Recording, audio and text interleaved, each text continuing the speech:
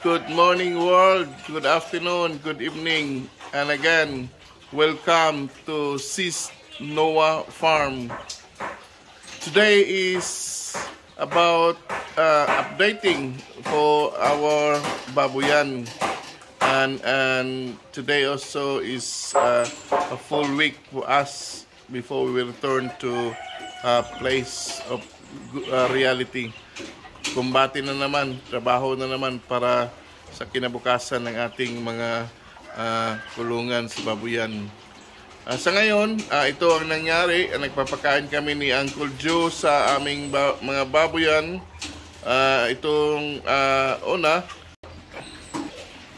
ito si Dada, buntis na rin, and hopefully by November, mga anak na to. Ito naman si tending EI. We are planning to EI sa last week or next week nitong August, mga before 28 siguro 29 may EI na to si tending. Si Marites naman ay September, next month. Anong date to, Uncle Joe? 17 September ang June ito ni Marites. Si Mukang the same kay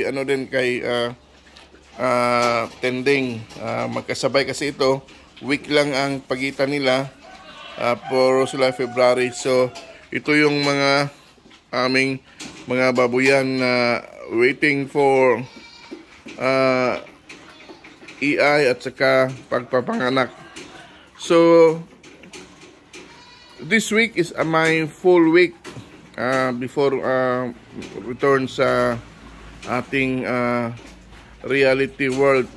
Kumbati na naman sa trabaho para mayroon tayong magagawa sa ating kulungan. At as of now, alam na the doctor told us na kulang pa to. Kailangan ng 12 heads dito sa kulungan na to. Sabi ni Dr. Rodel na itong buong kulungan na to doon ay puro inahin. Ito dapat ito umpisa rito hanggang doon is puro lang inahin. So itong dalawang elevated farrowing pens natin, malilipat ito. Trabaho na naman while I'm away. So yung ating mga trabahante, sila yung magtatrabaho dito para magka-kumbati tayo sa paggawa ng ating mga kulungan. At itong farrowing pins, itong dalawa na to, ilipat sa doon sa kulungan na yan. Yung bago natin ginawa, kailangan natin ng 5 elevating farrowing pin dyan, at saka dalawang nursery, at doon naman may kwarto, kaya ginawa pa yung toilet doon, no? Sa yan ang toilet dyan, para before papasok dito sa kulungan, maliligo muna yung papasok dito. At saka ito yung pag mayroong bibili, dito na naman ang exit sa ating baboy. So yan po ang sa ngayon ang ating updates, dahil matagal-tagal din tayong hindi nagka-updates, dahil alam niyo na dumating din yung aking pamilya at umalis kami, nagpasyal, inikot ang buong Bukidnon at saka yung Misamis Oriental din, naliligo sa beach at saka sa resort para makatikim din kami ng beach dito sa ating Mindanao, sa Cagayan de Oro, Bukidnon at Misamis Oriental. So ito po mga kapatid ang ating updates ngayon, at hopefully by next year, sabi ng advice ng doktor, magawa natin yung ating 12 heads na babuyan.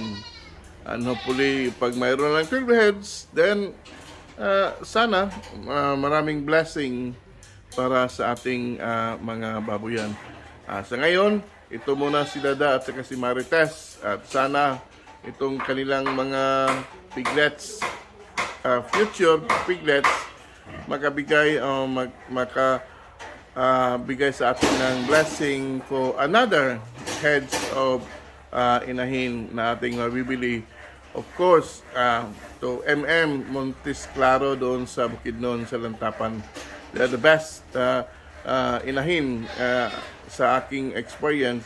Sa Bukidnon sila ang humahawak sa the best inahin. Kaya doon po sa ating mga bumibili ng inahin, shout out sa Montes Claro sa Bukidnon, Lantapan, Bukidnon. Sana mag-ano kayo doon, mag-inquire kayo doon at maganda yung mga inahin nila. At sa aking ding mga subscribers dyan, sa mga nanonood, sa dumadaan, please like, share, and subscribe sa aking mga subscribers, sa aking mga kaibigan, sa aking mga babuyan. Maraming salamat sa inyong lahat. At sana patuloy tayo na magkaisa at mag-advise sa ating mga kapatid para ang kabuhayan ng ating babuyan ay maganda. At I assure you na talagang maganda ang buhay kung mayroon kang babuyan. At of course, be careful with the ASF. And kailangan natin yung security, yung biosecurity. Importante yan sa ating babuyan. Yan po ang aking advice. Sana lahat pong mga backyard or whatever piggery, always biosecurity for the cause of our life. Babuyan is life.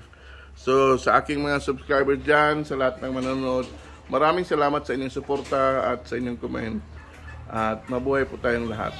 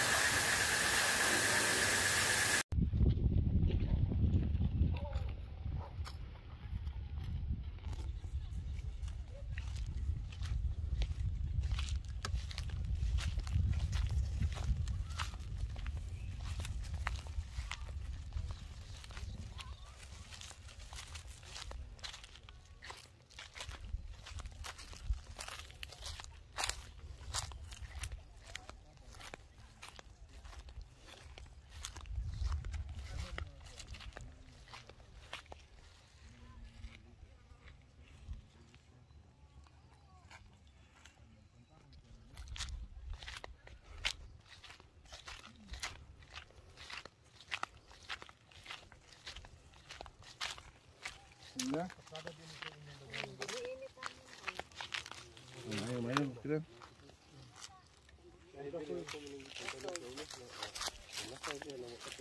Ay, ikaw lugar na naman eh. Satu kali. Nakasoy man na siya. Kaning wala na daro. Sa Madaro. taman. Paingon, Suruling. paingon, gikan din hiini, paingon dito. Sige. Ikaw una.